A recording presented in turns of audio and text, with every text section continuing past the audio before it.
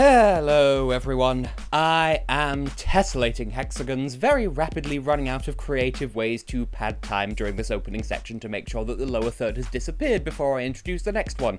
I think that should be enough time, so yes, today it's Switzerland, and I'm once again slightly blocking the flag, but you can tell it's not Denmark because the cross stops there rather than all the way over there. I'm hoping I'm reaching out of frame at this point, but we'll see what me and editing can do. But yes, Switzerland, who until last year was kind of the butt of, maybe not jokes at Eurovision, but they certainly hadn't been doing all that well, which is a crying shame because y'all criminally underrated Stones and I have not forgiven you for that, but that's all in the past. Last year they came, fourth with Luca Hänni? So yes, I think we're all very excited to see what Switzerland has up their Switzer sleeve this year. I just mentally giggled because I thought, Switzer Steve, but that's like so many layers removed from what I'm saying that it's not even funny. And there isn't even a Steve on the production team in this particular instance, or if there is, he's not credited. So this year's Switzer Steve is someone by the name of Gjon Muharremaj, also known as John's Tears, but spelled Gjon, but he's of Albanian heritage, so I'm fairly sure it's pronounced John. It feels so weird to look at this combination of letters that I'm not familiar with seeing and just going, oh yeah, it's John. It doesn't sound right in my head, and so if I'm incorrect, then I apologize. And the song is called Répondez-Moi. Yep, for the first time in 10 years, Switzerland is singing in French, and honestly, y'all underrated Il Pleut de la as well, and Era Stupendo, so basically every time that Switzerland sends a song that's not in English, y'all underrate it, so don't make that mistake again this year. Or do, it's none of my business at this point, but yes, it's all in French. The title means, well, respond to me, reply to me, colloquially, or more accurately, it's answer me. Well, that was my response to this song being picked. That is to say, my response is to make this video reviewing it. Does that count as an answer? Anyway, music and lyrics by Team Switzer Steve. I'm not going to let this go, am I? But yes, written by Gjon Muharremaj himself, as well as Javier Michel, Alize Oswald, and Jeroen Swinnen? There are so many nationalities mashed up into so few names, or at the very least, my tongue does not know what to do with itself. Ladies? But yep, that's the team, and yeah, let's see what I thought about this song then. So, first impressions. Well, before anything else, to reiterate, massive credit to you, Switzerland, for having the nerve to send something in French for a change. No disrespect to German, Italian, or Romansh. They have all had their time in the sun, but it's been a very long time. But it's been a long time since... But I did this whole bit in the introduction, and just... Switzerland, you're so neutral that you won't even sing in any of your own languages, but then this year you have, and that's good. Yeah. But yes, time and place for all of my ranting about how underrated some of Switzerland's past entries have been. You can tell by the quality in this song that this song is French language organically. It wasn't just written as a cheap pop track and then sold off to the highest bidder who then decided to translate it as part of an appeal towards a particular demographic or another. In that regard, Switzerland has managed to out-French literally France itself this year. So, well done, I guess? So, yeah, 2 years on the bounce, Switzerland has internally selected something that is oozing with hype, and honestly, for good reason. I mean, have you heard this song? I assume so, because you're watching a review of it. I don't know what's changed up in the Alps lately, but I can only applaud this new strategy. So, let's look a little bit deeper. Right, the first thing that I felt with this song is the sheer strength of its atmosphere. This is a powerfully moody composition on every level. That is, arrangement, vocals, lyrics, and all of the fine-tuning that goes into each one of those components and beyond. The easiest comparison to make in my mind, based on my musical knowledge, is sort of, I think of it along the same lines as Lord's cover of Everybody Wants to Rule the World. Also a good song, check it out if you haven't. So, by all accounts, this degree of atmospheric intensity, this order of magnitude of all of the emotions and the way they're conveyed, is actually relatively rare. It doesn't sound contrived though, which helps to make a very compelling case here. John's performance, at least in the studio version of the track, is tender and sincere, and it really shows that he had as much personal involvement in the creation of this song as he did. Every word he sings, for as far as I can understand, I can speak a bit of French but I'm not fluent, it's believable. It's a believable... I know I say that a lot this year, but I bring it up because it's pertinent. So yeah, that lends that much more strength to the weight of the composition as a whole. The fact that, as I said, it feels authentic. It doesn't feel like, oh, we'll just put it in French to please the French-speaking countries. Like, it was French naturally. This is homegrown Swiss French. In fact, you know what? Yeah, let's hold on to the other half of that notion, the side that thinks of Gjon's voice as an instrument as opposed to as the vocal track. Just wow, basically. Where do I even begin with the things that his voice does in this song?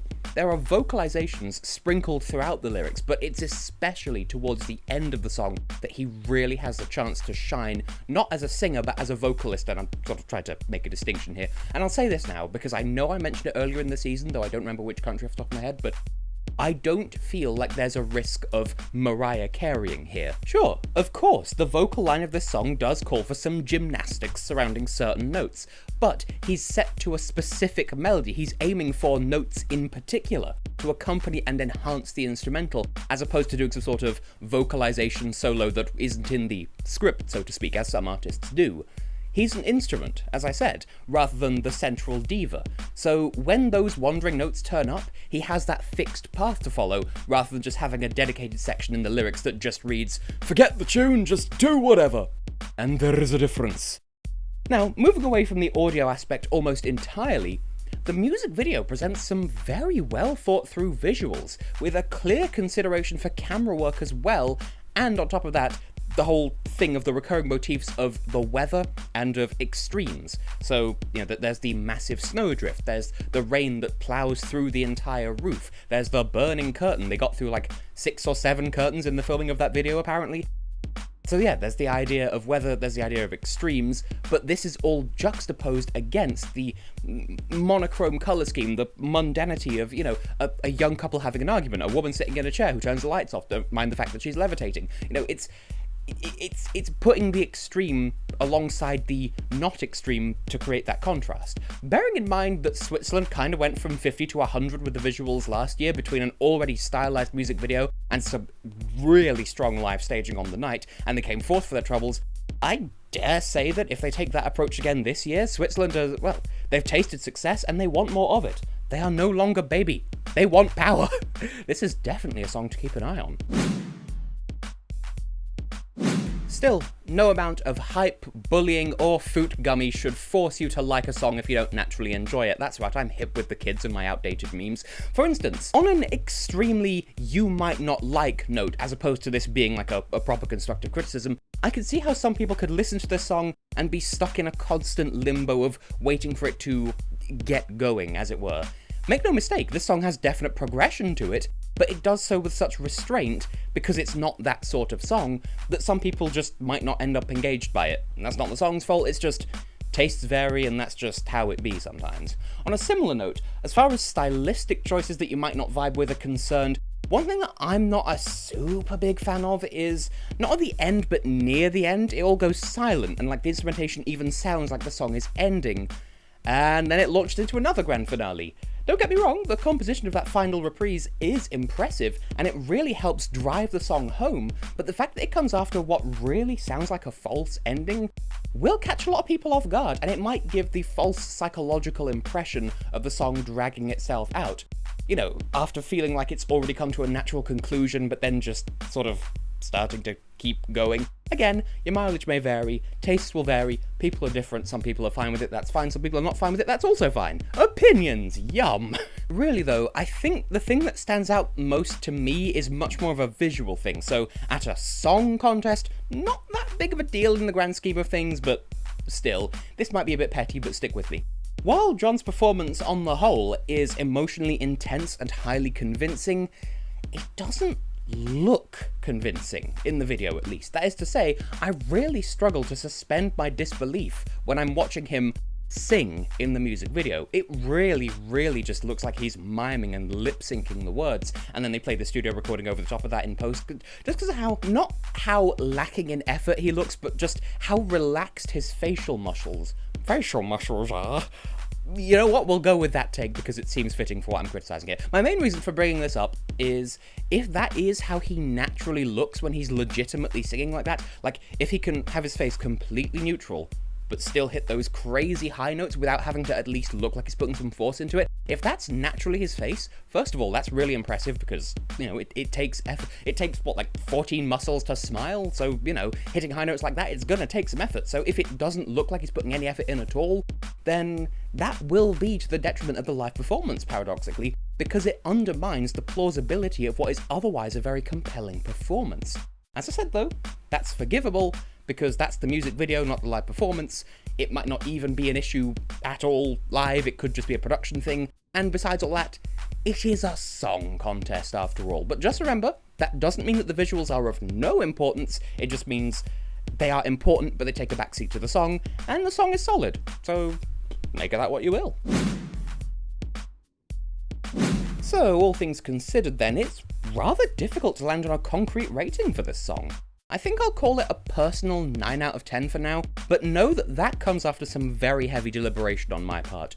I really appreciate this song, and I enjoy the performance while it's on, but it's not necessarily one that I'd go out of my way to come back to listen to again or on loop. So while I have that deep appreciation going on, it wouldn't feel right to give it a full 10 out of 10 in terms of my opinion, because I can't honestly say I'd treat it as if it were a 10 out of 10, you know? But that being said, I wouldn't be upset if this won the contest outright. Whether or not it will remains to be seen, but I'm just saying, if it did happen, if this did top the scoreboard, I wouldn't be salty. Having said all of this, that aforementioned appreciation as opposed to love for this song does lead me to giving it a technical score of 10 out of 10, I can't deny that. Compositionally, it's executed marvellously, not without the occasional point that I do take minor issue with, of course, but on the whole, marvellously enough that I could give it that top score without hesitation. Aside from the whole false ending situation, it is a heavy hitter of a composition that makes excellent use of Gjon's vocal capabilities as a singer and as a vocalist, like I was saying before. He's a great performer. He's able to bring the song to life, both by singing emotional words emotionally, and by letting his voice just be part of the musical accompaniment in a way that's technically impressive and satisfying to the ear. Bravo, Switzerland! Where was this the past decade? So it shouldn't come as much of a surprise to say that yes, of course Switzerland is moving in the right direction these days. This song and the hype surrounding it is proof positive that last year's decision to step away from the national final format once and for all was both a good move for the country and also not just a fluke. And the fan reception to both internal selections so far since they started doing that backs that theory up to the supreme degree, what with all the hype. On a slightly pettier note, I'll even go so far as to say that this is even an improvement over last year, hence Green Arrow, by being a song that's written by the person who sings it, rather than someone who won the Laurel Barker lottery.